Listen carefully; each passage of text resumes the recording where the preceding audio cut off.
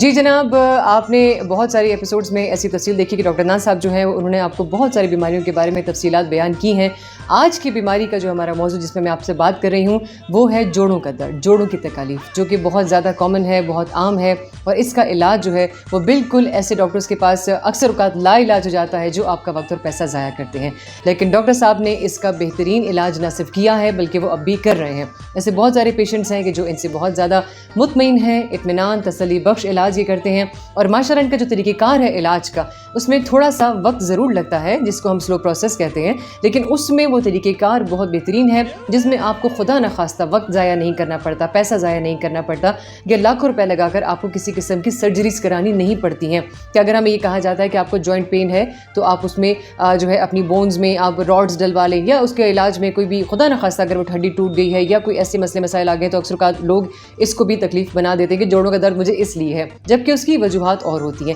لیکن ڈاکٹر صاحب کے کیے ہوئے علاج سے اور ان کا جو طریقہ کار ہے وہ سب سے بہترین اور اس لیے منفرد اور تسلی بخش ہے کیونکہ ان کا طریقہ جو ہے وہ ظاہر سی بات ہے بنیاد سے ان کا ایک کوشش ہے کہ ہم نے جڑ ختم کرنا ہے، ہم نے بیماری کی کو جو ہے وہ جڑ سے روکنا ہے تاکہ آگے چل کر وہ بیماری جو ہے مزید نہ بڑھے۔ اچھا، یہاں تک ڈاکٹر صاحب کی ایک بڑی اچھی بات میں آپ کو بتا دوں